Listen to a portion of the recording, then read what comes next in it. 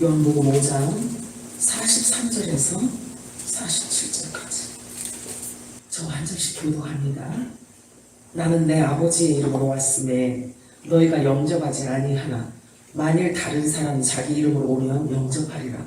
너희가 서로 영광을 취하고 유일하신 하나님께로부터 오는 영광으로 구하지 아니하니 어찌 나를 믿으시느냐. 내가 너희를 아버지께 고발할까 생각하지 말라. 너희를 고발하는 이가 있으니 곧 너희가 바라는 자 모세니라.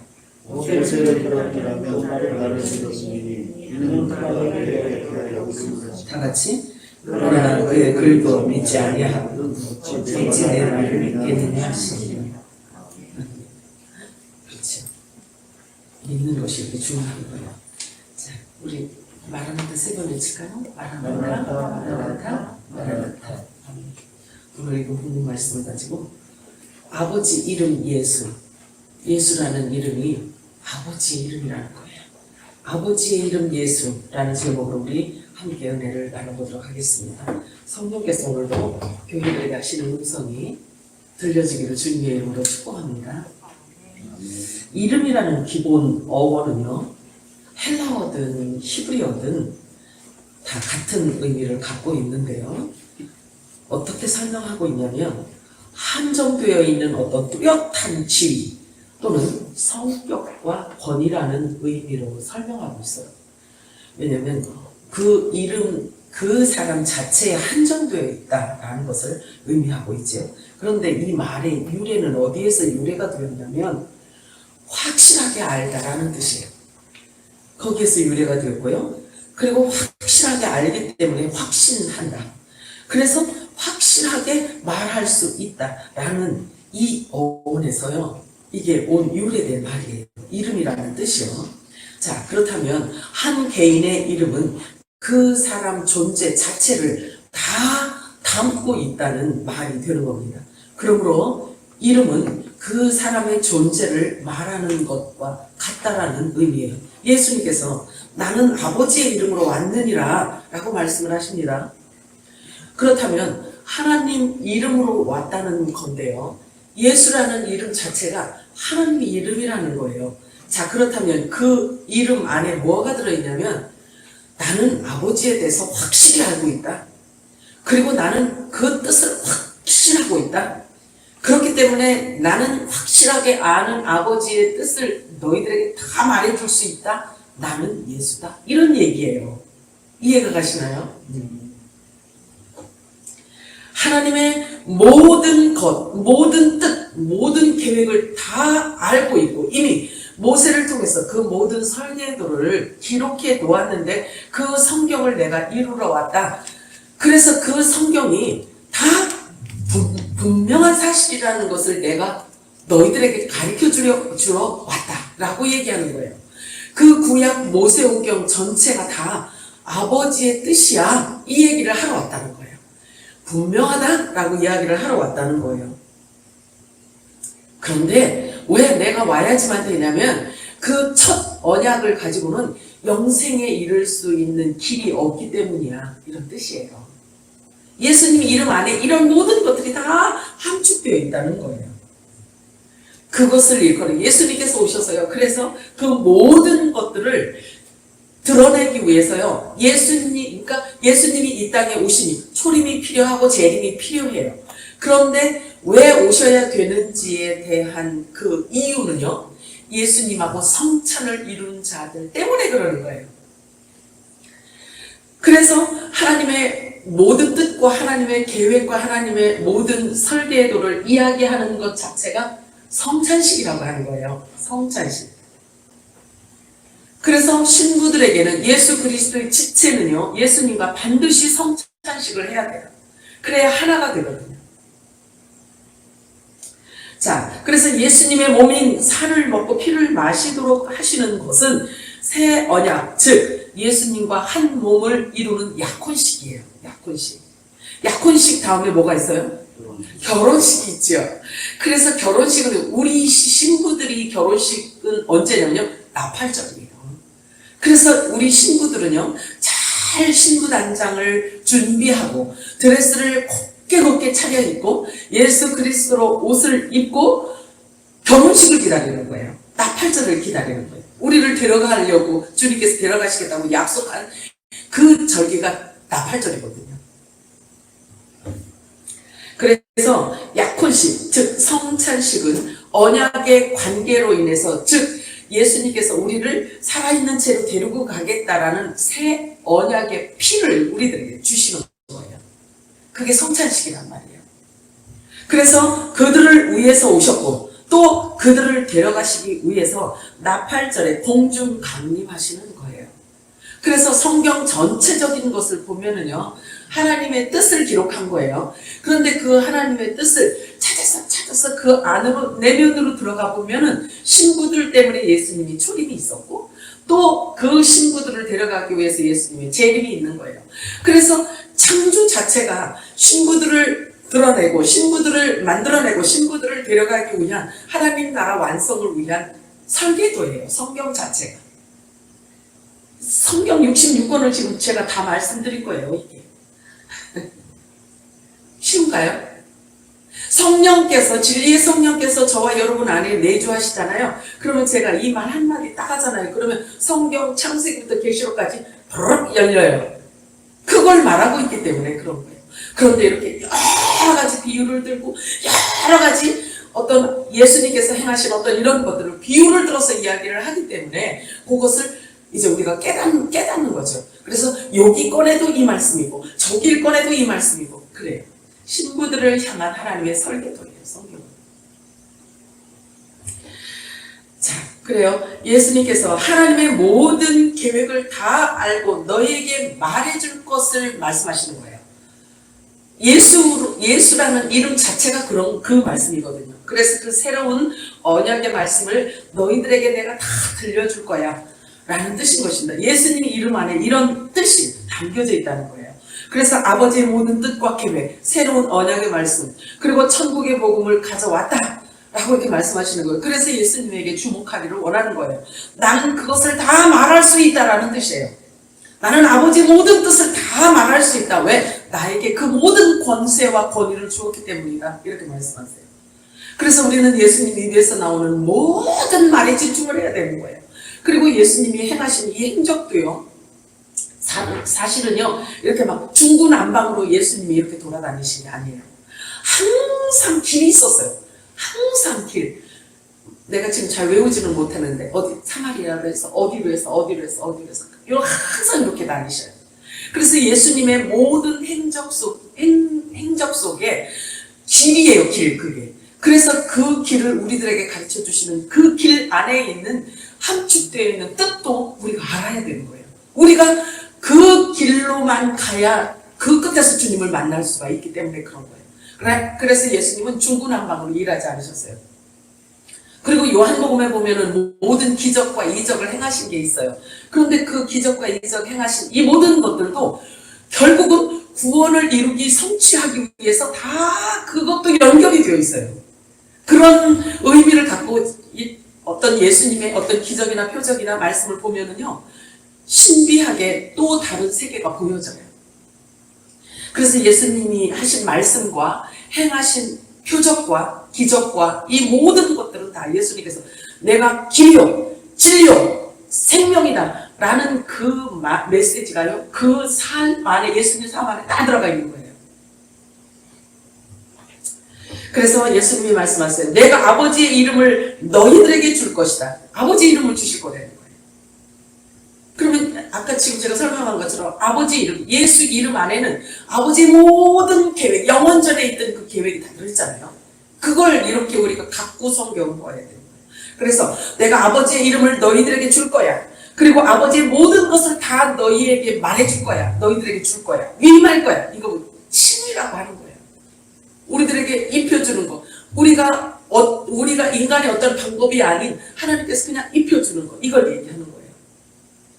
나는 새로운 언약을 가지고 왔다 라고 말씀하시는 것입니다. 그러므로 예수라는 이름은 아버지의 이름도 되는 거예요. 그리고 아버지가 영원전부터 계획하고 설계해 놓은 그 모든 것들을 다 함축하고 있는 이름이 예수예요. 성경이 그렇게 말하고 있다고요. 성경이. 자, 요한복음 5장 43절 읽어볼까요? 시작. 나는 내 아버지의 이름으로 왔으에 너희가 영접하지 아니하나 만일 다른 사람이 자기 이름으로 오면 영접하리라. 아멘. 이게 무슨 뜻이냐면요, 왜 이런 일들이 이렇게 아주 이렇게 많이 일어나냐면요, 왜 예수님의 이름을 제대로 받지 못하고 예수님이 주시는 이 영원한 천국 복음을 사람들이 받지 못하느냐면요, 그거는 성경에 하나님께서 그렇게 비밀리에 놓았기 때문에 그래요. 아들들에게만 열어줘요.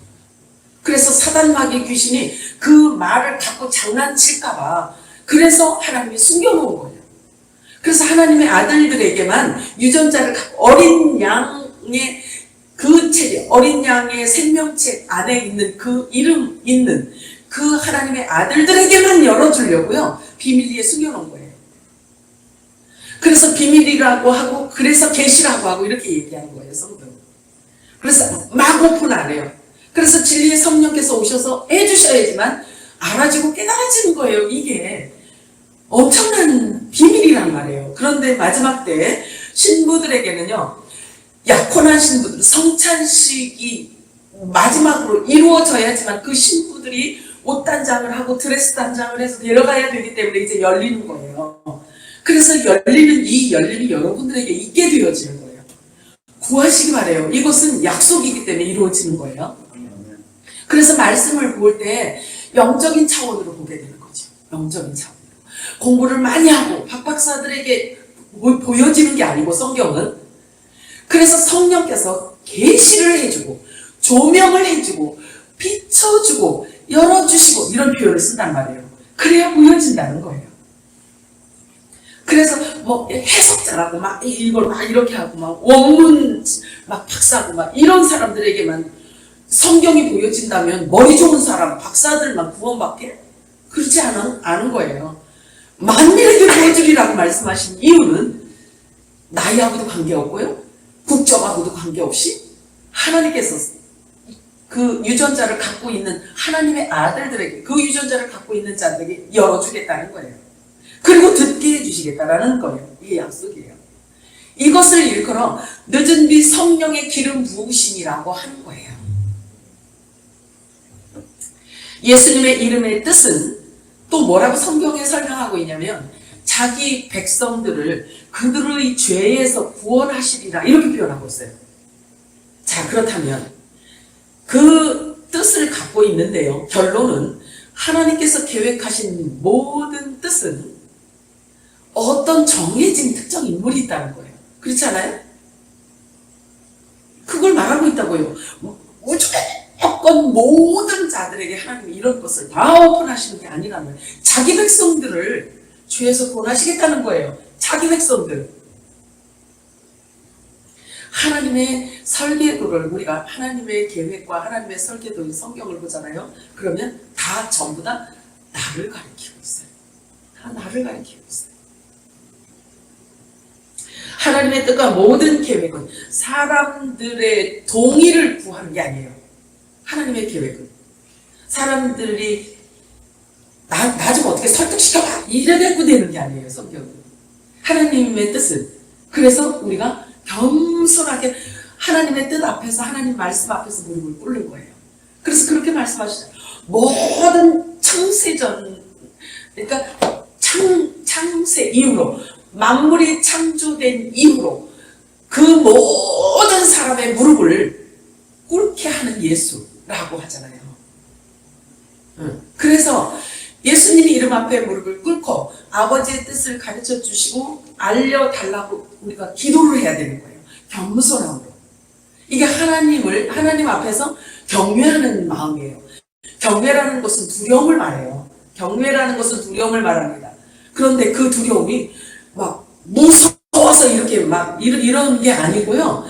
그 하나님의 위엄 앞에, 그 위엄 때문에 두려워 경외하는 마음을 말하고 있는 거예요. 우리가 하나님을 알면 알수록 경외심이 생기게 되어 있어요. 하나님을 모르면 방종이에요. 하나님은 사랑이셔. 일주일 내내 죄 짓고 자기 마음대로 놀다가 자기 멋대로 막 살다가 주일날 잠깐 가서 눈물 쭉 빼고 콧물 쭉 빼고 그러면 해결. 그렇게 생각하시면 큰일 나는 거예요.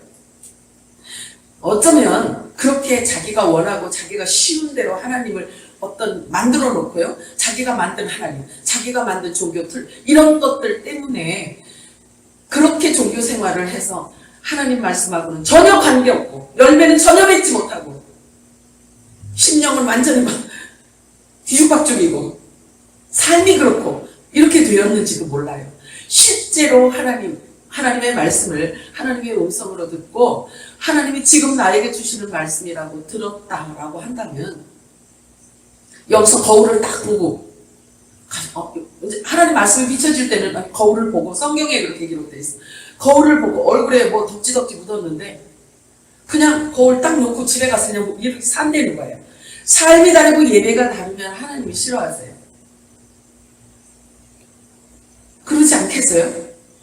하나님은 우리 중심을 보시기 때문에 그러시는 거예요.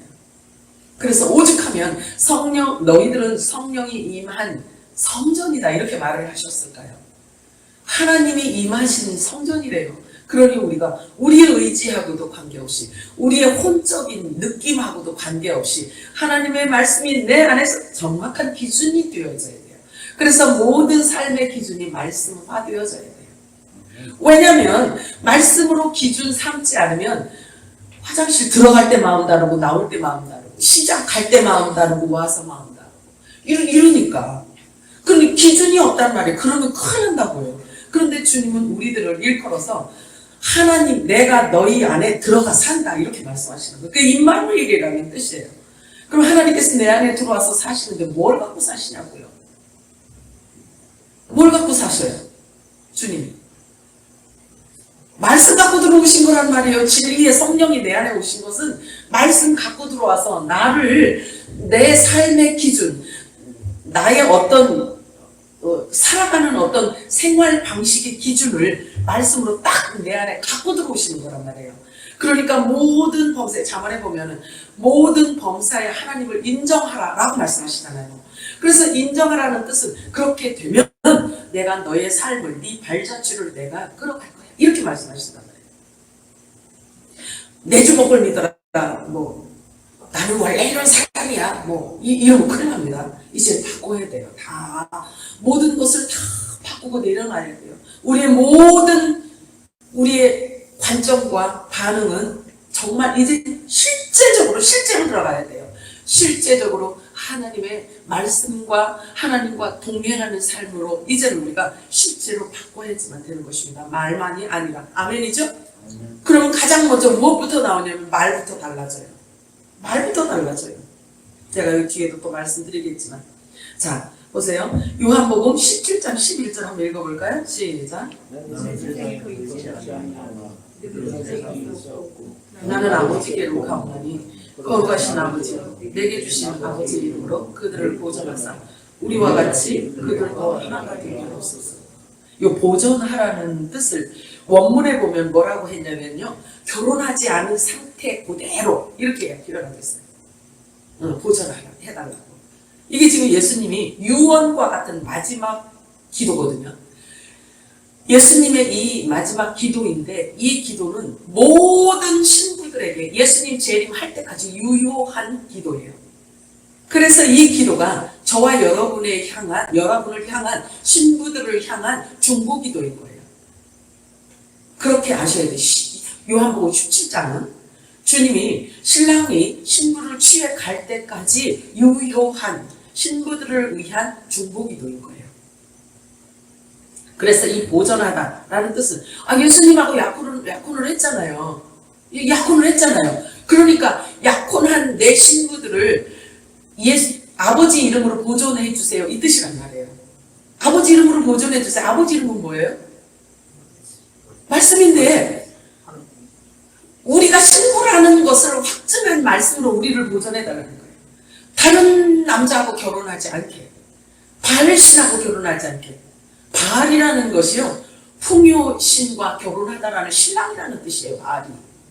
그러니까 진짜 신랑이 우리를 거두어 갈 때까지 우리를 보존해 주세요. 이렇게 기도란 말이에요.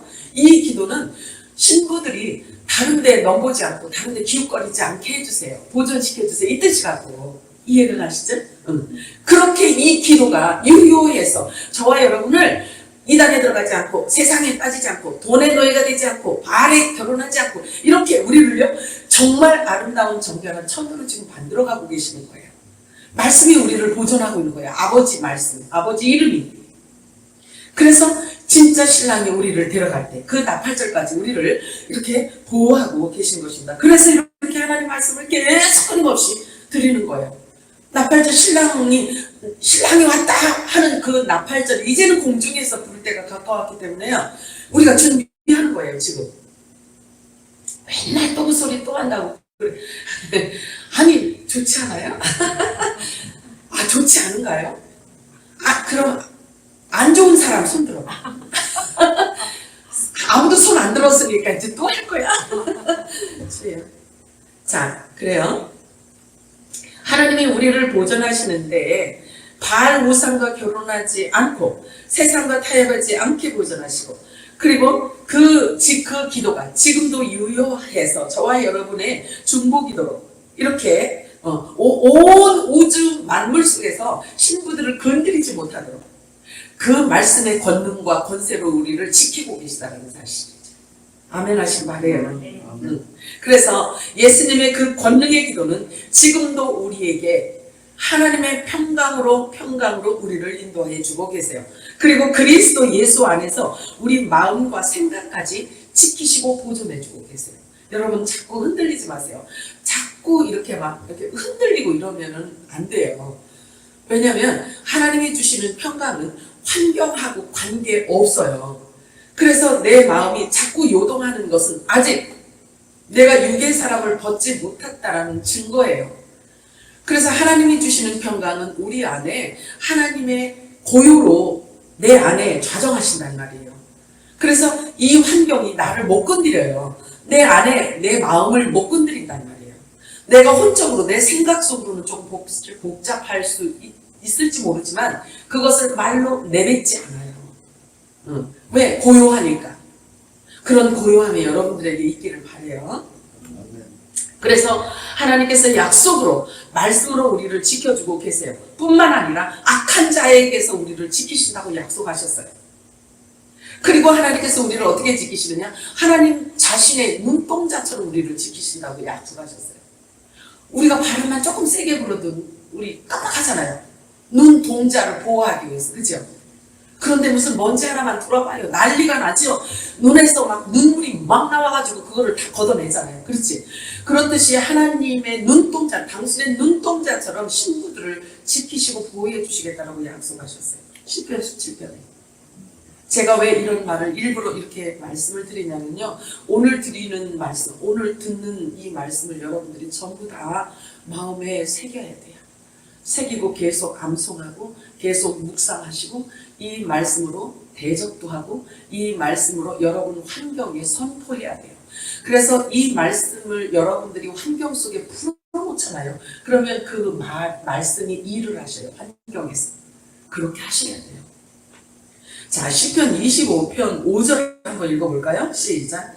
여호와께서 환난 날에 나를 그의 초막 속에 비밀히 지키시고 그의 장막 은밀한 곳에 나를 숨기시며 높은 바위 위에 두시리로다. 하나님이 이렇게 우리를 지키신다는 거예요. 그래서 환경 보고 놀라지 마시고요. 환경 때문에 낙심하거나 두려워하지 마시기 바라요. 들짐승조차도 우리를 건드리지 못하도록 높은 바위 위에다가 우리를 놓는다는 거예요. 사자도 못 오고 들사자도 못 오고 들짐승도 못 오게 우리를 그렇게 지켜주시겠다고 약속하셨어요.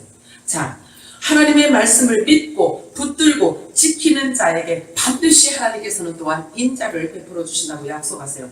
다니엘서 9장 4절 한번 읽어볼까요? 시작. 내 하나님 여호와께 기도하며 자복하여 이르기를 크시고 두려워할 주 하나님 주를 사랑하고 주의 계명을 지키는 자를 위하여 언약을 지키시고 그에게 인자를 베푸시는 이시여. 아멘. 자, 우리가 하나님의 말씀을 붙들고 있으면 그 말씀이 우리를 보호하신단 말이에요. 아멘이죠? 말씀을 떠나서는 인간의 혼과 인간의 지식과 인간의 감정과 인간의 어떤 느낌 갖고는 절대로 안 돼요. 오직 하나님 말씀 붙들고 있을 때 그 말씀이 보증을 해주시는 거예요. 우리를 보호하시고. 그래서 언약을 붙들고 있는 자들에게 하나님은 반드시 인자를 베풀어 주시는 하나님이시고, 당신의 눈동자처럼 우리를 지켜주신다고 약속을 하셨고, 세상의 흉흉함 속에서도 하나님은 초막 안에 우리를 비밀히 지켜주시고 높은 바위 위에 두셔서 악한 짐승들도 넘보지 못하도록 우리를 보호하시겠다는 약속이에요. 아멘이죠? 환경을 자꾸 설명하려고 하지 마세요. 환경을 인간의 논리와 인간의 어떤 이성 가지고 자꾸 논리적으로 환경을 설명하려고 하다 보면 내 안에서 말씀이 질식해요. 그 말씀이 살아서 내 입을 통해서 나오고 내 입을 통해서 환경에 풀어져야 되는데 자꾸 풀어줘야 되는 거예요. 우리가 하나님의 말씀을 자꾸 풀어놓고 그 말씀이 일하도록 해야 되고 자꾸 풀어놓고 역사하도록 해야 되는 거예요. 그런데 현실과 보여지는 상황 자체를 자꾸 논리를 펼쳐나가려고 하고 자꾸 말하려고 하다 보면 말씀이 나오는 게 아니고 자꾸 욕이 나온단 말이에요. 항상 기록된 말씀을 붙들고 믿음으로 기도하시고 마음이 요동하지 않도록 겸손한 마음, 낮아진 마음으로 여러분들이 모든 삶을 영위하시기 바랍니다. 그곳에 하나님의 은혜가 임하게 되어 있는 거예요. 요한복음 17장 26절 한번 더 읽어볼까요? 시작. 내가 아버지의 이름을 그들에게 알게 하였고 또 알게 하리니 이는 나를 사랑하신 사랑이 그들 안에 있고 나도 그들 안에 있게 하려 함이니라. 아멘. 아버지도 내 안에 있고 예수님도 내 안에 있고 그분의 사랑도 내 안에 있고 그분의 은혜도 내 안에 있고 하나님 나라가 내 안에 와 있다는 이야기예요. 아멘인가요? 말씀을 통해서 이렇게 설명이 되어져야 되는 거예요. 하나님의 말씀이 내 것이 되어질 때 실제로 내 안에 하나님의 나라가 임하게 되는 것입니다. 이렇게 불어놓고 자꾸 하나님의 말씀을 내가 사용을 해야 되는 거예요. 내 나라, 내 본향의 용어이기 때문에 그래요. 아멘이죠. 우리의 신앙 여정은 전능하신 하나님과 함께 동행하는 삶입니다. 결코 실패가 없는 길이에요.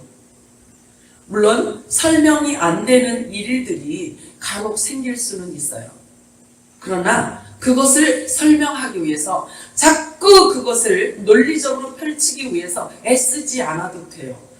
왜 그러냐면 하나님께서 다 합동해서 손으로 만들 것이기 때문에 결과를 알고 우리는 이 신앙의 여정을 가고 있기 때문에 그런 거예요. 아멘이죠? 환경을 남들은 얘기할 수 없는 상황을 내가 풀어서 얘기한다고 말 잘한다고 하나님이 기뻐하시는 게 아니에요. 그냥 이해가 안 될 때는요 무조건 감사만 써서 올려드리세요. 그저 무조건 감사해요. 그저 감사해요. 어떤 분이 그랬다고 그래요.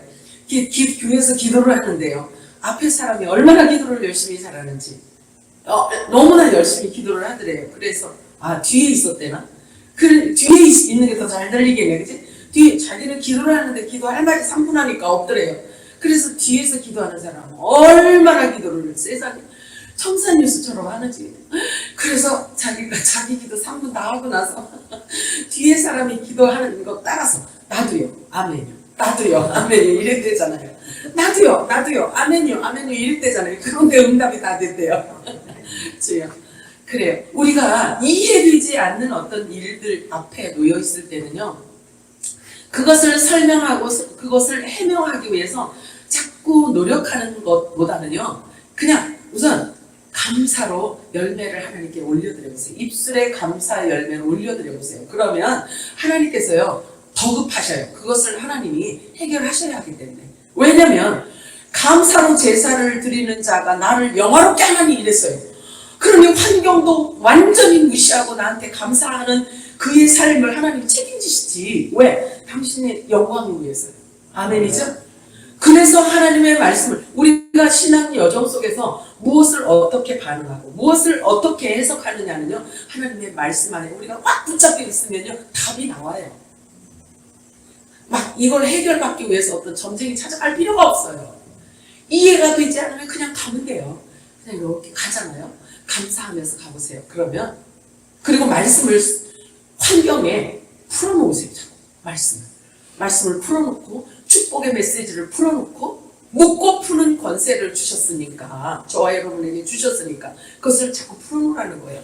복된 하나님의 말씀을 풀어놓고, 어둠의 세력은 예수 이름으로 묶는 말씀을 풀어놓고 자꾸 그렇게 하셔야 돼요. 그러면 우리가 풀어놓은 그 말이 일을 하셔요. 아멘이죠? 자, 잠언서 8장 17절 읽어볼까요? 시작. 나를 사랑하는 자가 나를 간절히 찾는 자가 나를 만날 것이니라. 하나님을 그냥 이제 내가 여기 뒤에 가보면 이게 하나님을 있잖아요. 어떤 소설책에서 나오는 머리 길고 그냥 애해 하고 있는 이런 하나님으로 우리가 이렇게 고안해내면 안 돼요. 내가 만들어 놓은 하나님의 상이 있으면 안 되는 거예요. 하나님은 기록되어져 있는 말씀 그대로 일을 하시는 전능하신 분이라는 것을 우리가 확신하고 하나님의 말씀을 붙들고 기도하는 거예요. 감사하지 못할 때 감사해보세요. 그러면 그게 성경이거든요. 너희는 범사에 감사하라고 했잖아요. 그치? 감사 조건이 있으니까 감사하고, 이거는 기분 나쁘니까 짜증내고 이런 게 아니고 범사에 감사하라고 하시니까 하는 거예요. 이해는 안 돼도. 그러면 하나님이 말씀에 순종하는 저와 여러분의 입에서 이 선포되어진 이 말이, 이 감사가 어떤 일을 하는지를 보는 거예요. 우리는 이렇게 보는 거예요. 이게 수준 높은 영적 삶인 거예요. 지혜로운 삶을 살아야 돼요. 우리는. 그런데 그 지혜가 어디에서 나오냐면 노력 갖고 나오는 게 아니고 말씀에서 나오는 거예요. 자, 스바냐서 3장 17절 읽어볼까요? 스바냐 3장 17절 시작. 너의 하나님 여호와가 나의 거룩한 그가 너로 말미암아 기쁨을 이기지 못하시며 너를 잠잠히 사랑하시며 너로 말미암아 즐거이 부르며 기뻐하시리라 하리라. 아멘. 하나님께서 우리를 이렇게 사랑하신다는 거예요. 이렇게 나를 사랑하시는 하나님 앞에 하나님이 짝사랑하게 하지 않고, 짝사랑하게 하지 않으려고 하나님의 말씀 붙들고 우리 또한 주님을 뜨겁게 사랑하는 그 마음을 올려드리시기를 바라요. 그래서 함께 사랑하는 사랑의 교제가 이루어지는 그런 나날들이 되시기를 축복합니다.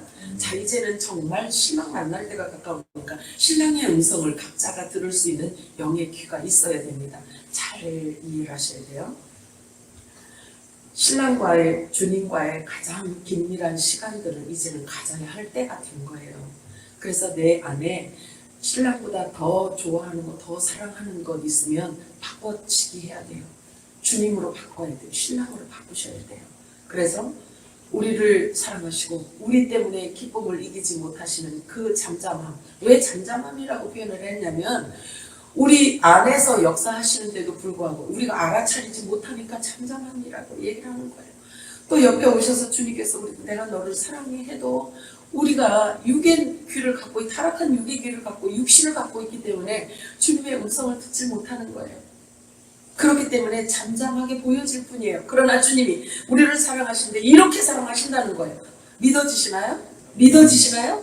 네, 믿어져야 돼요.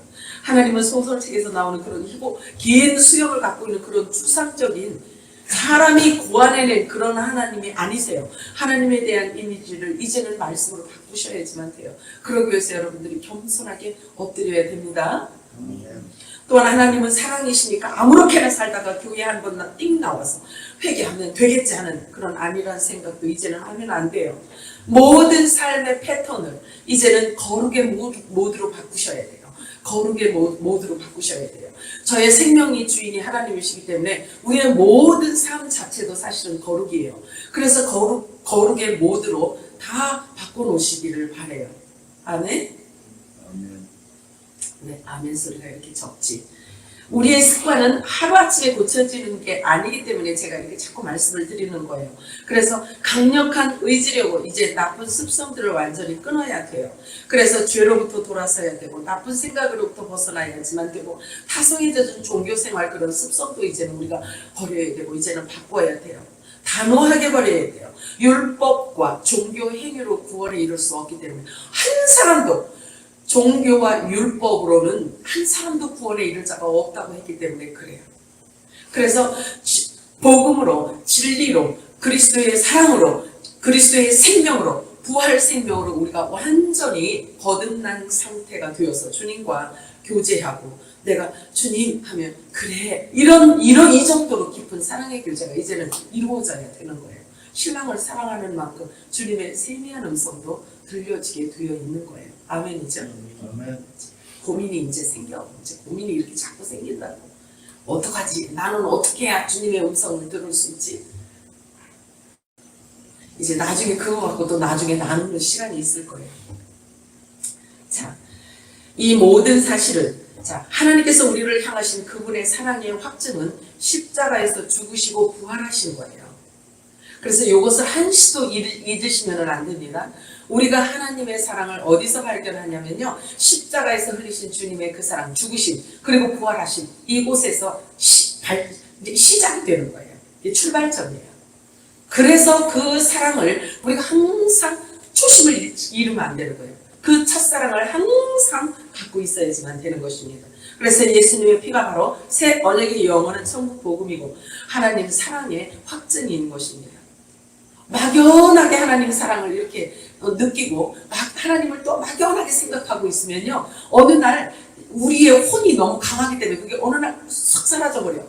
그래서 하나님이 계신가? 이런 질문이 또 나온단 말이에요. 하나님, 내가 이렇게 힘든데 지금 보고 계시나요? 살아계시다고 하시는데 왜 안 보이죠? 이런 질문이 나온단 말이에요. 이 본질을 잃어버리면 그렇게 되는 거예요. 자, 이 모든 사실은요, 전부 다 예수 이름 안에 담겨져 있어요. 담겨져 있는 빛이에요. 주님의 그 사랑도 예수님 이름 안에 담겨져 있어요. 누군가의 이름을 말할 때 그 사람의 존재 자체를 드러내는 것과 같은 의미를 갖고 있어요. 그러므로 우리가 믿는 믿음의 주체는 예수 그리스도이십니다. 그리고 믿음 이야기하면 예수님으로 빨리 우리 영이 빨리 가야 되는 거예요. 그리고 예수님을 믿는다는 것은 하나님의 이름을 믿는 것입니다. 하나님의 이름을 믿는다는 것은 그분이 모든 권위와 권세 안에 내가 지금 들어가 있다는 것을 믿어야 되는 거예요. 그분의 권세 안에 내가 들어가 있고 그분의 권위 안 속으로 내가 들어가 있다는 거예요. 내 위치상의 변화가 있는 거예요. 그래서 존재가 바뀐 거잖아요. 의인으로 바뀌고 거룩함으로 바뀌고 하나님의 소유로 바뀌고 세상에서 어둠에서 불러내서 빛의 나라로 옮겨진 존재 자체가 바뀐 거란 말이에요. 그래서 본질을 우리가 정확하게 확증해 놓지 않으면 환경이 나를 그걸 막 흔든단 말이에요. 그럼 믿음의 뿌리가 흔들리잖아요. 그러면 하나님 계신가요? 이렇게 나오는데 심각하지. 그래서 본질을 잃어버리면 안 됩니다. 자, 그래서 예수님을 믿는다는 것은 창조주 하나님을 믿는 거예요. 그리고 그분이 메시아 그리스도라는 것을 믿는 것입니다. 그분이 길이고 진리고 생명이라는 것을 믿는 것입니다. 그리고 그분이 부활이고 영생이라는 것, 그분이 하늘로부터 내려온 살아있고 살아있는 떡, 그 떡을 먹으면 영원히 죽지 않는 생명의 떡이라는 것, 이 모든 것들을 우리는 기록된 말씀 그대로 믿는 자들인 거예요. 아멘이요. 믿으시나요? 아멘. 어떻게 그런 걸 믿을 수가 있어요? 예수님이 어떻게 생명의 떡이고 부활이고 생명이라고 할 수 있나요? 어떻게 그게 믿어지나요? 도무지 이해가 안 돼. 그래, 교회 다니는 사람들은 조금 이상한가 봐. 이런 소리가 들려요. 왜? 그들에게는 전혀 그게 믿어지지 않고 들려지지 않기 때문에 그래요. 그런데 그것이 믿어지는 자들을 일컬어 성경은 예수님과 한 몸 이렇게 말해요. 아멘이죠? 아, 몸이니까 예수님의 생각이 다 믿어져요. 예수님이 말하신 게 전부 다 믿어져요. 실제이고요. 그렇게 믿어진단 말이에요. 그분과 한 몸이기 때문입니다. 떼어내야 떼어낼 수 없는 그런 생명의 관계, 머리와 몸, 지체와 한 몸을 이룬 관계이기 때문에 믿어지는 것입니다. 그것을 알게 하신 이는 우리의 혈과 육이 아니에요. 혈과 육이 아니에요. 세상 지식으로 된 것도 아닙니다. 예수님께서 본래 있던 곳으로 올라가기 바로 전이에요. 그래서 예수님이 있던 곳이 어디예요? 하나님 보좌죠. 거기로 가시기 전에 제자들하고 함께 같이 있다가 자, 이제는 그곳으로 갈 때가 가까워졌어요. 십자가에서 죽을 날이 아주 임박한 때예요. 그래서 예수님이 실제적으로 이제 팩트를 이야기를 해줘야 돼요. 내가 메시아 그리스도다라는 것을 제자들에게 이야기를 이렇게 다 털어놓고 얘기를 하지 않았거든요. 그런데 그것을 이제 확증시킬 때가 온 거란 말이에요. 그래서 예수님이 제자들을 불러놓고 질문을 해요. 질문. 참 우리 질문하는 게 중요해요. 예수님이 질문하는 것. 예수님께 지금 오셔서 우리에게 뭘 질문할지 모른단 말이에요. 그러면 그 질문할 때요. 성경으로 다 대답할 수 있어야 돼요. 이게 신부이고요. 또 예수님의 지체, 몸된 지체들이 할 수 있는 특징인 거예요. 아시죠? 하나님 말씀 없이는 우리가 예수님이 질문할 때 좀 생각해보고요. 좀 일주일만 기간 주세요. 그건 안 돼요. 아시겠죠? 자, 그래서 제자들을 불러놓고 질문을 했어요. 얘들아, 세상 사람들이 나를 일컬어 뭐라고 하던, 나를 누구라고 하던 이렇게 질문을 했어요. 그러니까 막 제자들이 막 앞서가니 뒤서가니 막 얘기를 하는 거예요. 막 이런 얘기 저런 얘기 막 얘기해요. 자, 그런데 보세요. 자, 한번 유추 한번 해봅시다. 유추해보세요. 이 제자들이 있잖아요. 분명히 누군가에서 사람들한테서 들은 이야기, 소문을 듣긴 들었어요. 그치? 듣기는 들었어요. 그런데 뭐라고 얘기하냐면요. 자, 마태복음 16장 13절에서 16절 우리 한번 읽어볼까요? 시작.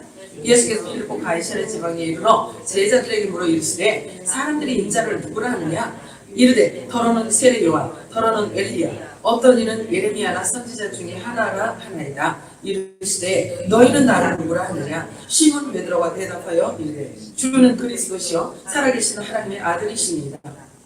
세상에 베드로의 이 대답을 예수님이 얼마나 기뻐하시는지 몰라요. 자, 그런데 여기 대답하잖아요. 그치? 베드로 혼자서 대답을 했어요. 이 대답을. 근데 알고 대답한 게 아니고요. 뭐에 취해서 한 거예요. 자기도 모르게. 자기도 모르는 사이에 한 거예요.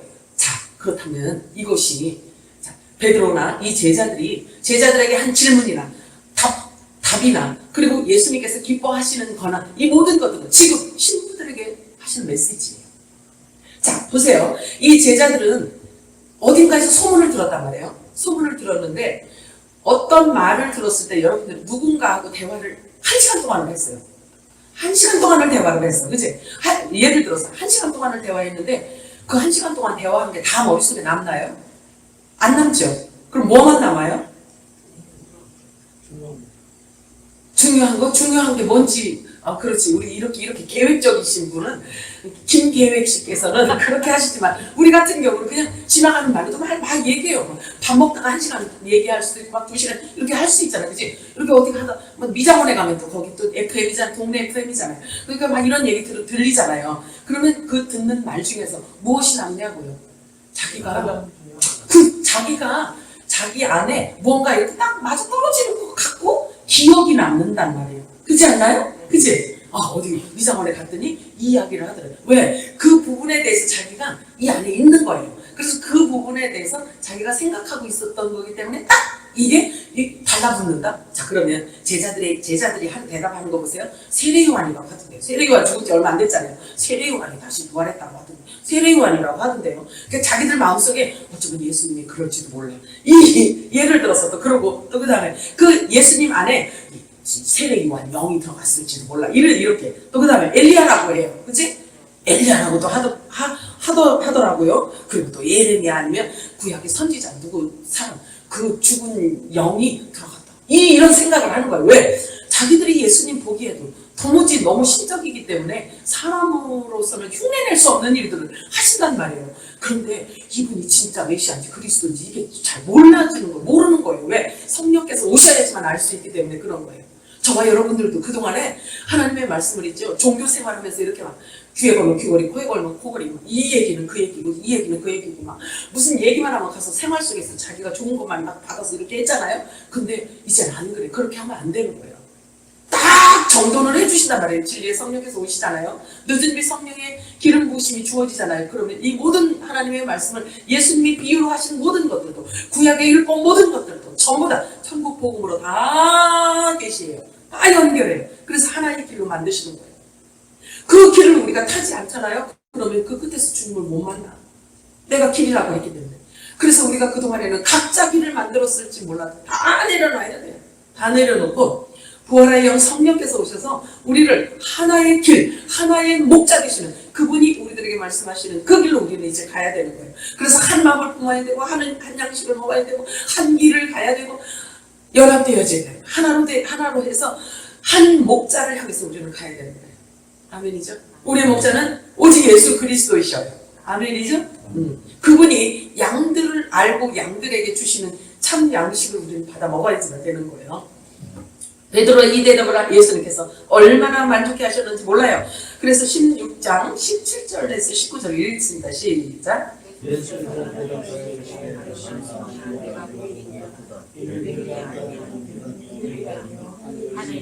내 아버지시니 또 내가 내게 이르노니 너는 베드로라. 내가 이 반석 위에 내 교회를 세우리니 음부의 권세가 이기지 못하리라.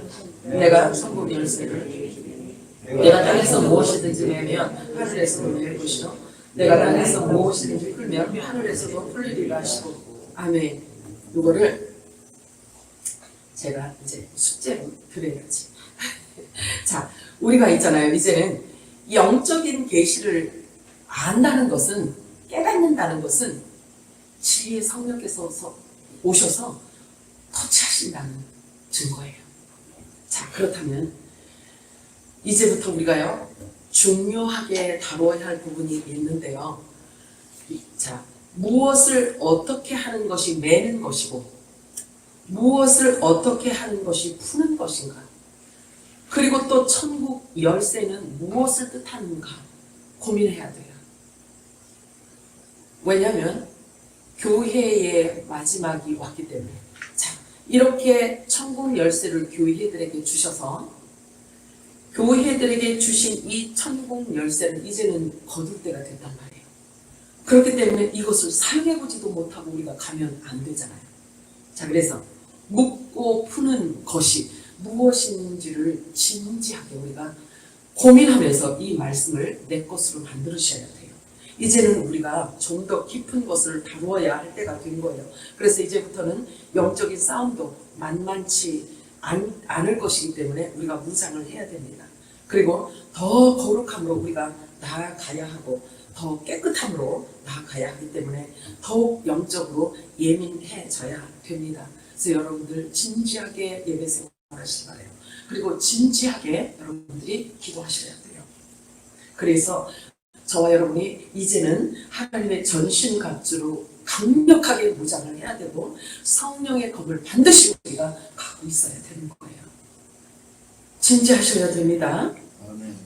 예수님이 행하신 모든 행적과 하신 말씀을 자세히 살펴서 그분이 가신 그 길에서 우리가 벗어나지 않도록 해야 됩니다. 그래서 열심히 찾고 말씀 안에서 진리를 발견해야 되고 우리가 가야 할 길이기 때문에 그렇습니다. 그리고 그곳이 영생의 길이기 때문에 그래요. 그래서 하나님의 진리의 말씀을 믿고 그 말씀을 붙들고 있는 자를 일컬어 예수님과 어떤 관계라고 하냐면 남편과 신부 관계라고 말하고 있어요. 그래서 마지막 때에는요, 성령과 신부가 오라 하는 소리를 들을지어다 막 이래요. 계시록에 보면은. 왜냐하면 신부들에게 하나님께서 막 퍼부은 그 기름 부으심이 있기 때문에 그런 거예요. 그래서 이제는 주인공도 그냥 신부예요. 지금의 주인공이 신부예요. 자, 그래서 아는 것이 얼마나 중요한지 몰라요. 믿음의 영역은 아는 만큼 확장되어 가고 그 역량이 커지는 것도요, 믿음대로예요. 믿음의 분량대로예요.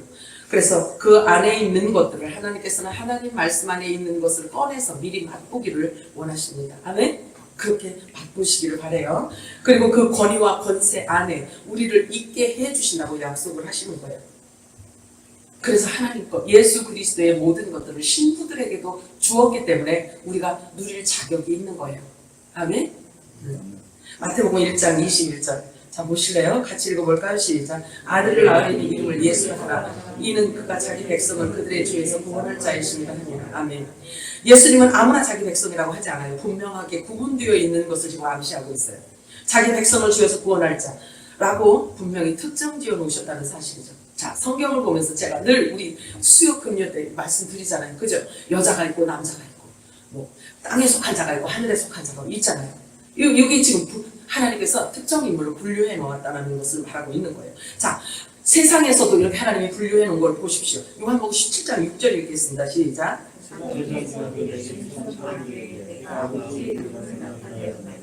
그들은 아버지의 것이었는데 내게 주셨으며 그들은 아버지의 말씀을 지키었나이다. 아멘. 자, 하나님의 후사냐, 하나님의 아들이냐, 아니면 종이냐, 아니면 시민이냐, 이 신분에 대한 것은요, 내가 예수님과의 관계에 따라서예요. 관계에 따라서, 관계를 통해서 그 사람의 정체성이 어떻게 성립이 되느냐, 어떻게 정체성이 세워지느냐가 이게 드러나는 거예요. 그러면 하나님의 말씀을 어떤 방법으로 받느냐가 중요하단 말이에요. 왜냐하면 하나님의 말씀을 받아서 정체성이 성립이 되기 때문에. 누가 뭐라고 해서가 아니라 새 언약의 천국 복음을 듣게 되잖아요. 그러면 자신의 신분에 맞는 옷을 입게 되어 있어요. 그래서 그 옷을 갈아입는 거예요. 그래서 말씀이 믿어지니까 덧입고 자꾸 덧입는 거예요. 그래서 육은 죽고 자꾸 영만 건강해지는 거예요. 그래서 하나님 말씀에 순종하게 되고 두렵고 떨림으로 하나님 말씀 앞에 무릎을 꿇게 되고 이렇게 되는 거예요. 자, 로마서 13장 14절 읽어볼까요? 아직 많이 남았네. 주여. 빨리빨리 나가자. 달려가야지. 로마서 13장 14절 시작. 오직 주 예수 그리스도로 옷 입고 정욕을 위해 육신의 일을 도모하지 말라. 아멘. 거듭난 자, 그리스도의 신부, 그리스도의 의의 옷을 입은 자들은요, 육을 위해서 살지 않는다는 거예요. 그래서 저와 여러분이 이렇게 잘 체킹해보면은 내가 진짜 그리스도의 신부인지 아닌지 알아지잖아요. 이렇게 말씀 갖고 우리가 비춰보는 거예요. 말씀 빛이거든요. 그래서 드러나는 것은 빛으로 인하여서 드러난다 이렇게 표현하고 있는 거예요. 그래서 말씀을 갖고 내 안을 비춰볼 때 내가 지금 영적인 어떤 상태까지 왔는지를 알게 되는 거예요. 예수님 말씀하세요. 살리는 것은 영이니 육을 무익하느냐. 내가 너에게 이른 말은 영이요 생명이라고 말씀하셔요. 자, 그리고 바울은 이래요. 형제들아, 내가 이것을 말하노니 혈과 육은 하나님 나라를 이어받을 수 없고 또한 썩는 것은 썩지 아니하는 것을 유업으로 받지 못하느니라. 자, 우리가 거듭난 것은 썩지 아니하는 하나님의 영원한 약속의 말씀으로 우리가 거듭났어요. 그래서 하나님의 아들들로 된 거예요. 그래서 그 유전자를 우리 안에서 우리가 발견하게 되는 거예요. 말씀에 내가 반응하는 것을 보면서 내 안에 유전자가 하나님의 아들의 유전자가 있구나 이렇게 알아지는 거예요. 그죠? 하나님의 말씀으로 이래서 이렇게 더욱더 견고해지는 것입니다. 갈라디아서 3장 27절 읽겠습니다. 시작. 누구든지 그리스도와 합하교회에 세례를 받는 자는 그리스도로 옷 입었느니라. 그리스도와 세례 받는다는 뜻이 이게 뭐냐면요, 시작해서 죽는 걸 말해요. 육을 벗는 것을 말하고 있습니다. 그래서 육신을 자꾸 벗어내게 되면요, 우리 안에 예수님만 남게 되는 거예요. 그래서 어떤 상황에도 예수만 나가게 되어 있습니다. 계시록 16장 15절 시작. 보라, 내가 도둑같이 오리니 누구든지 깨어 자기 옷을 지켜 벌금 먹고 다니지 아니하며 자기의 부끄러움을 보이지 아니하는 자는 복이 있도다. 아멘. 하나님의 전신갑주를 입어야 돼요. 그리스도로 옷을 입어야 돼요. 그래서 육을 자꾸 벗어야 되는 거예요. 그래야 부끄러움을 당하지 않는 거예요. 자, 옷은 그 사람이 신분을 말해주기 때문에 자신도 알게 돼요. 그리고 남도 알게 돼요. 마귀도 알고 도망가요. 떨어요. 자, 사도행전 4장 12절 읽겠습니다. 시작. 다른 이로서는 구원을 받을 수 없나니 천한 사람 중에 구원을 받을 만한 다른 이름을 우리에게 주신 일이 없습니다. 아멘. 혹시 멘토라는 사람이 있고 또 영적인 멘토가 있어서 사람이 하는 말 쫓아서 찾아가시는 분이 혹시 계신가요? 우리의 스승은 예수님밖에 없는 거예요. 그래서 엎드려서 하나님 말씀 앞에 무릎을 꿇고 주님께 인도하심을 요청해야지만 되는 것입니다. 세례 요한은 물로 주었어요. 세례 요한은 물로 세례를 주었지만 예수님이 예수 이름으로 예수님이 세례를 준 게 아니에요. 성경에 보면 예수님 직접 세례 줬다라는 것은 없어요. 제자들에게 이렇게 훈련을 시켜요. 예행 연습을 시켜요. 그러니까 제자들을 통해서 예수 이름으로 세례를 주게 이렇게 얘기해요. 그런데 지금은 예수 이름으로 세례를 주노라 이게 아니고 예수 그리스도의 생명의 말씀을 영원한 복음을 풀어서 전해주는 것이 세례예요. 그래서 그 말씀을 들으면 실제적으로 내 안에서 죄가 하나님의 말씀으로 인해서 씻긴다는 거예요. 그래서 예수 이름으로 세례를 받는 것은 죄 사함에 씻는 세례예요. 그러면 죄 사함을 받고 예수 이름으로 죄 사함을 받았다라고 한다면 무엇이 또 임해야 돼? 성령이 임해야 되는 거예요. 그래야 하나님의 아들들임을 내가 확인하고 주님도 그것을 갖고 성령으로 인쳐진 자를 하나님의 아들이라는 것을 하나님도 확인할 수 있는 거예요. 그래요. 죄사함 받는 세례 다음에 반드시 성령 세례가 임해야 되는 것입니다. 자, 요한일서 5장 13절 읽어볼까요? 시작. 내가 하나님의 아들의 이름을 믿는 너에게 이것을 쓰는 것은 너희와 하여금 너에게 영생이 있음을 알게 하려 함이라. 아멘. 모든 것은 예수님과 다 관계 있는 메시지예요. 아멘이죠. 그래서 그 말씀 안에서 우리가 영생을 찾게 되고 내 정체성을 확립해 가는 것입니다. 자, 그래서 구원받을 만한 믿음을 가진 자가 예수 이름을 받아요. 그래서 죄 사함을 받게 되고, 그 다음에 하나님께서 만세전에 택한 자, 유전자, 어린 양의 생명책에 기록된 자들에게는 성령의 기름 부어주시는 거예요. 자, 예수님의 이름을 받게 되는 자, 하나님은 언약의 하나님이세요. 하나님은 언약의 하나님이시란 말이에요. 그래서 그냥 대충 뭐 동쪽으로 갈까 서쪽 이래 갖고 이렇게 하시는 분이 아니에요. 이미 기록해 놓으신 말씀대로 일하세요. 그래서 어린 양의 생명책에 완세전에 기록해 져 있대요. 저와 여러분의 이름이. 어느 날 우리 최 집사님이 어느 날 갑자기 예쁜 짓을 해서 예쁜 행동을 하고 예쁜 짓을 해서 기록해 놨다는 게 아니라 이미 기록해 놨다고 성경을 말씀하고 있어요. 아멘이죠. 좋아. 아우 신나. 너무 감사해요. 자 밑으로 다시 또 좀. 자, 제가 꼭 드리고 싶은 얘기는 뭐냐면요. 내가 거룩하니 너희도 거룩할지어다. 이렇게 말씀하세요. 교회의 첫째도 거룩이고 둘째도 거룩이고 셋째도 거룩이에요. 거룩이 배제되면 교회는 이미 교회가 아니에요. 하나님은 한순간도 우리를 놓지 않으세요. 한순간도 우리에게서 눈을 떼신 적이 없어요. 당신은 눈동자처럼 지키시기 때문에 그런 거예요. 아멘이죠?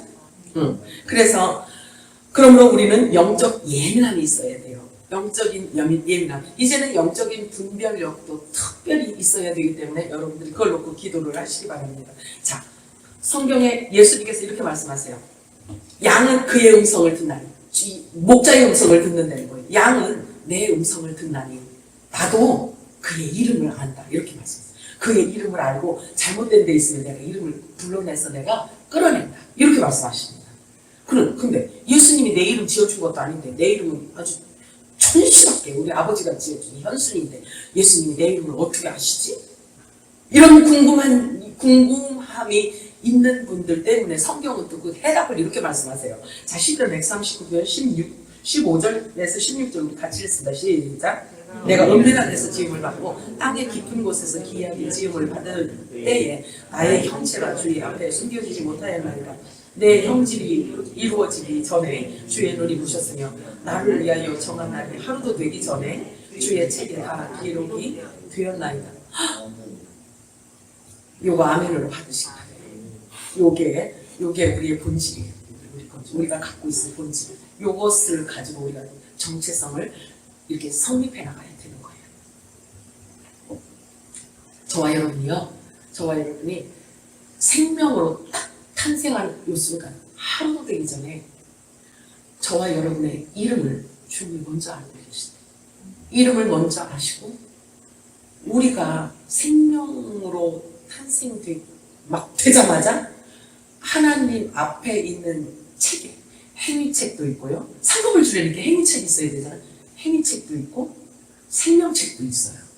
제가 이따 찾아볼 거예요. 생명책이 있는데 세상에 우리가 생명으로 사람의 생명으로 되어지는 그 순간에 하나님께서 책에다가 김현순이 몇 살까지 살고 몇 살 휴가될 거야. 그럼 그 책에다가 하나님 세상에 하루도 되기 전에 다 써놓으셨대요. 하루도 되기 전에 다 써놨대요. 자, 그러면 여러분들도 지금 이 말씀인데, 그러면 우리 정경 집사님이 생명이 엄마 뱃속에서, 엄마 뱃속에서 생명으로 딱 되어지는 요 순간에 우리 정 집사님에 대한 하나님의 계획이 책 속에다 다 이미 기록을 했다. 하루도 되기 전에 기록을 해놨대요. 그럼 궁금하지 않으세요? 궁금하지 않으세요? 궁금하지? 그럼 기도해야지. 궁금하시죠? 뭔 얘기 나올까 지금 기대하는데 기도하셔서 얻으셔야 돼. 나도 궁금해. 나도 궁금한데, 자, 하나님이 이렇게 해놓으셨대잖아요. 보세요. 하루도 되기 전에 책에다가 우리 정 집사님에게 향하신 하나님의 그 하나님의 사랑이 그 그 순간에 기록해놨다는 거예요. 그리고 생명책에 이름이 기록되어져 있고 이랬다는 거예요. 자, 그러면 우리가 이 말씀을 갖고 딱 본질로 갖고 있는다면요, 여러분들이 아침에 눈을 딱 뜨잖아. 눈을 딱 뜨면 하나님, 우리 잠잘 때도요 하나님 안 주무시잖아, 그잖아요. 그러면 우리가 잠잘 때도요 우리 꿈속에서라도 있잖아요, 그 책에 기록되어진 것을 이루시기 위해서 일을 하신다니까. 이해가 가세요? 내가 지금 좀 표현력이 없고, 내가 국문학을 전공했다면 표현을 할 텐데 죄송해요, 표현을 잘 못해서. 이 말씀대로 우리가 본질을 딱 갖고 있다라고 한다면, 우리가 아침에 눈을 딱 떠서 오늘 하루 24시간이라는 시간의 선물을 우리가 받았다면 기도를 해야 될 거 아니겠어요? 그지? 자, 오늘 그러면 하나님이 나에 대한 기록해 놓은 그 책, 얼마나 아름답게 기록해 놨을까를 한번 생각하는 거예요. 아침에 눈을 딱 뜨고 오늘 것은 하나님이 무엇을 기록해 놨을까? 그 기록된 그 말씀대로, 그 기록되어져 있는 그 아름다운 내용대로 나 오늘도 살게 해주세요. 기도해야 될 거 아니겠어요? 아멘. 그래서 아침 기도가 필요하고 저녁 기도가 또 필요하고 그런 거예요. 아멘. 신나. 이렇게 신나. 자, 그렇기 때문에 보세요. 그 책에 기록되어 있는 것을 나도 보고 싶어요. 네, 여러분 기도하세요. 그래서 먼저 본 사람이 좀 간증하세요. 나와서 빨리 보고 오세요. 그래서 남은 생에 하루도 우리가 낭비하지 않고 이러이러한 일들을 하나님께서 계획해 놓았기 때문에 우리가 게으르지 않고, 그리고 이렇게 어긋나지 않고 그 기록되어진 내용대로 오늘도 살게 해주세요. 이렇게 우리가 기도하면서 겸손한 마음으로, 온유하고 겸손한 마음으로 매일매일을 살아야 될 것입니다. 자신의 존재감을 느낄 수 있는 것은요, 자신의 이름을 불러줄 때 자신의 존재감을 느끼죠. 그죠? 그래요, 안 그래요? 그런데 거기에다가 더 멋지게 막 이렇게 막 소개까지 해주면 존재감이 더 시너지 효과가 나겠죠. 그치? 신나겠죠. 그치? 자, 그런데 하물며 천지의 주제이신 창조주 하나님께서 그 셀 수 없는 많은 천사들 앞에서 정령 불러준다는 거예요. 그러면서 생명의 멸류관을 그동안 수고했다. 내 이름 지키느라고, 내 말 지키느라고 수고했다. 멸류관을 씌워준다는 거예요. 그 셀 수 없는 천사들 앞에서 이름 딱 불러 세워서 앞으로 나오라고 해가지고 씌워준다는 거예요. 이 땅에 있는 이러한 것을 우리가 한번 생각을 해본다면, 이 땅에 있는 이 모든 것들을 주님 영광을 위해서 다 소모해도 아깝지 않겠죠? 어린 양의 생명책에 이름이 기록된 자들이 하나님의 아들들, 후사들, 그리고 그리스도의 지체들이라고 말씀하고 있어요. 계시록 3장 5절 읽겠습니다. 시작. 이기는 자는 이와 같이 흰옷을 입을 것이요, 내가 그 이름을 생명책에서 결코 지우지 아니하고 그 이름을 내 아버지 앞과 그의 천사들 앞에서 시인하리라. 아멘. 이는 내 신부야. 자, 계시록 20장 12절과 15절 읽겠습니다. 시작. 또 내가 보니 죽은 자들이 큰 자나 작은 자나 그 보좌 앞에 서 있는데 책들이 펴있고 또 다른 책이 펴졌으니 곧 생명책이라. 죽은 사람이 자기 행위를 따라 책들에 기록된 대로 심판을 받으니 누구든지 생명책에 기록되지 못한 자는 불못에 던져주라. 이게 백보자 심판이에요. 이거는 천년왕국 후에 생명책에 기록되어져 있지 않은 7,000년 동안 음부로 들어갈 자들을 다 내보내는 거예요. 자, 계시록 13장 6절, 8절 읽어볼까요? 시작. 죽임을 당한 어린 양의 생명책에 창세 이후로 이름이 기록되지 못하고 이 땅에 사는 자들은 다 그 짐승에게 경배하리라. 네, 요 7년 8년 전에 짐승표 받고 짐승에게 절할 자들은 생명책에 이름이 기록되어져 있지 않은 자들이다 라는 말인 거예요. 어린 양의 생명책에 이름이 기록된 자들에게 주어지는 특권은 너무나 영광스러워요. 너무나 영광스럽고 영화롭습니다. 예수님의 그 영광을 함께 누리기 때문에 그래요. 성경은 우리 모두 그 영광에 동참하게 해주신다고 약속을 하셨어요. 이러한 엄청난 아들의 모든 권세를 주셨는데 우리가 무엇으로 그것을 확인할 수 있는가에 오직 기록된 말씀으로 우리는 확증할 수 있고 확인할 수가 있는 것입니다. 데살로니가후서 1장 12절 읽겠습니다. 시작. 우리 하나님과 주 예수 그리스도의 은혜대로 우리 주 예수의 이름이 너희 가운데서 영광을 받으시고 너희도 그 안에서 영광을 받게 하려 합니다. 아멘. 자, 이렇게 설명을 다 듣고 이 말씀을 읽으니까 주님의 영광을 위해서 예수 그리스도를 위해서 우리가 아낌이 없어야 되겠죠. 그치? 말하는 것도 그렇고 우리가 반응하는 것도 모든 것들 주의 영광을 드러낼 수 있는 것이라면 우리가 무엇이든지 해야 된다라고 생각이 듭니다. 데살로니가후서 2장 14절 시작. 이를 위하여 우리의 복음으로 너희를 부사 우리 주 예수 그리스도의 영광을 얻게 하게 하십니다. 할렐루야. 아멘. 주님의 영광을 우리들에게 주시겠다는 약속이에요. 자, 히브리서 12장 2절 읽어볼까요? 시작. 믿음의 주여 또 온전하게 하시는 이 예수를 바라보자. 그는 그 앞에 있는 기쁨을 위하여 십자가를 참으사 부끄러움을 개의치 아니하시더니 아멘. 예수님은 하나님 나라에 당신의 영광의 자리가 어떤 자리인지를 아시잖아요. 그렇기 때문에 그 엄청난 십자가를요 기꺼이 기쁨으로 지으셨다고 했어요.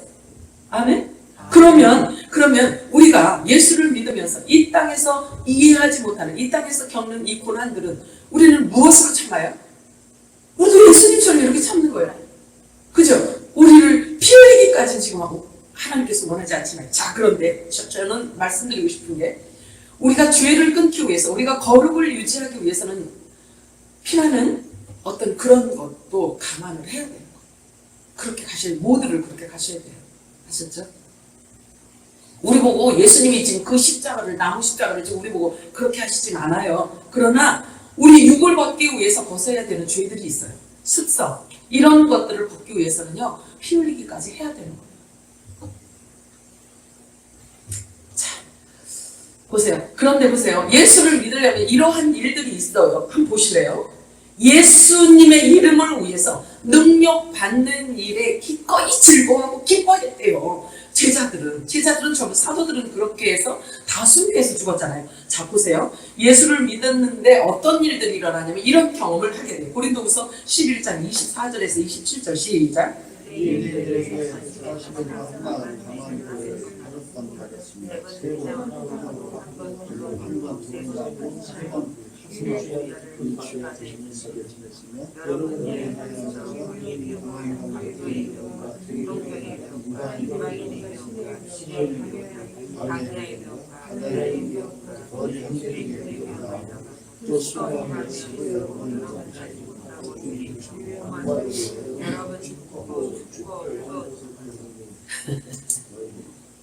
얼마나 힘든지 그냥 읽는 것도 버벅거리고 힘드네. 세상에. 자, 예수를 믿으면 이런 일을 다 겪어야 된다라고 한다면 지금 우리 교회에 와서 앉아있을 사람 있을까? 그죠? 그래요. 자, 그런데 성경은요 그냥 예수만 믿으면 꼴방석에 앉혀준다고 하시는 곳이 없어요. 예수님의 남은 고난에 동참하라고 했지. 자, 여기 한번 보실래요? 자, 로마서 8장 17절 읽어보겠습니다. 시작. 자네면 또한 상속자, 곧 하나님의 상속자요 그리스도와 함께 한 상속자니 우리가 그와 함께 영광을 받기 위하여 고난도 함께 받아야 할 것입니다. 이거는 반갑지 않은 소리 같지, 그지? 그런데 받아야 돼요. 예수 그리스도의 그 영광을 우리들에게도 하나님께서 주시는데 그냥이 아니라는 거예요. 고난이 필요한 예수님과 함께 그 영광을 누리려면 고난도 함께 있다라고 말씀하고 있는 거예요. 그래서 여러분들이 환경 속에서 나타나는 설명되어지지 않는 것들이 고난이라고 혹시 생각이 들면 그래, 내가 이것을 벗어나면 예수님의 영광에 나도 동참하니까 이렇게 생각하시면 정답이에요. 끝까지 우리는 참고 인내하며 견디면서 나가는데 무엇으로 인내할 수 있고 무엇으로 소망할 수 있냐면 하나님께서 우리들에게 주신 언약의 소망이에요. 아멘이죠? 자, 호세 14장 2절 같이 읽어볼까요? 시작. 너는 말씀을 가지고 여호와께로 돌아와서 아뢰기를 모든 불의를 제거하시고 선한 바를 받으소서. 우리가 수송아지를 대신하여 입술의 열매를 주께 드리리라. 입술의 열매. 이제는 지금부터는 이제 저와 여러분이 입술의 열매를 하나님 앞에 열심히 드려야 돼요. 히브리서 13장 15절 시작. 그러므로 우리는 예수로 말미암아 항상 찬송의 제사를 하나님께 드리자. 이는 그 이름을 증언하는 입술의 열매니라. 아멘. 우리가 찬양하는 것은 예수 이름을 증언하는 표현이 되는 거예요. 혹시 이런 생각, 나는 악보를 잘 볼 줄 몰라서 찬양을 잘 못하는데요? 라고 혹시 생각할까봐 성경은 또 이렇게 말씀하세요. 변명을 못하게 하세요. 자, 이사야서 57장 19절 읽어볼까요? 시작. 입술의 열매를 창조하는 자 여호와가 말하노라. 먼 데 있는 자에게든지 가까운 데 있는 자에게든지 평강이 있을지어다. 평강이 있을지어다. 내가 그를 고치리라 하셨느니라. 할렐루야. 입술의 열매 창조까지 하신대요. 악보 못 본다고 걱정하지 마세요. 하나님이 창조까지 해주시고 고쳐주신대요. 그래서 예수 이름을 증언하고 찬양하게 하신다는 거예요. 아멘이죠? 주여. 자, 그렇습니다. 입술의 아름다운 열매를 맺는 자들의 아름다운 그 공동체, 그 모습이 얼마나 소중한지 성경이 이렇게 표현하고 있어요. 마태복음 18장 20절 시작. 두세 사람이 내 이름으로 오는 곳에는 나도 그들 중에 있느니라. 아멘. 그래요. 그 모습이 너무나 아름다운 거죠. 주님의 보혈로, 주님의 피로 산, 값주고 산 하나님의 자녀들이 얼마나 소중하면 두 사람이 있는 그곳에도 주님이 있으신다는 거예요. 하나님께서는 우리의 모든 가족이 행복하길 원해요. 하나님은 우리 모두가 다 건강하기를 원하세요. 그리고 모든 범사에 감사가 있기를 원하세요. 그것이 하나님의 뜻인 거예요. 그래서 말라기서 4장 2절 시작. 내 이름을 경외하는 너희에게는 공의로운 해가 떠올라서 치료하는 광선을 비추리니 너희가 나가서 외양간에서 나온 송아지같이 뛰리라. 아멘. 아멘. 영광 받으시기에 합당하신 우리 하나님 앞에 정말 기쁨으로 감사를 올려드립니다.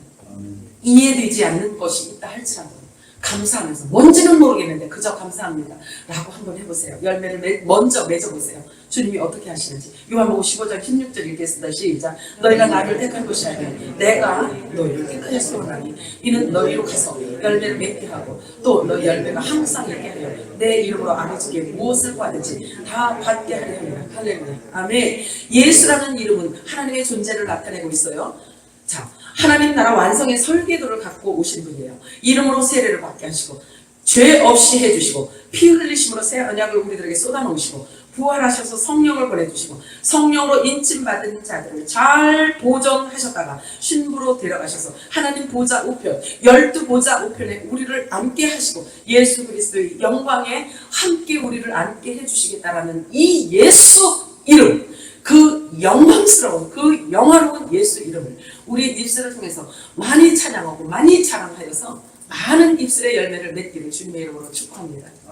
하나님 아버지 고맙고 감사합니다. 하나님께서 오늘도 저희들과 함께 하시기 감사합니다. 말씀이 선포되어졌사오니 이 말씀이 우리 귀한 권속들의 영혼 내에 다 지리게 하여 주시옵시고 이 말씀이 삶 속에 이 말씀을 깊이 묵상하고 이 말씀을 갖고 모든 삶에 풀어놓게 하여 주셔서 축복도 풀어놓게 하여 주시고 그래서 세상 이제 하나님 아버지 환경에 매여있는 모든 어둠이 떠나가게 하여 주시고 어둠의 세력이 떠나가게 하여 주시고 문제가 떠나가게 하여 주시고 하나님의 평강이 있게 하여 주옵소서. 모두 강건하게 하시고 영육간에 강건하도록 주님 붙들어 주시옵소서. 하나님 도와주십시오.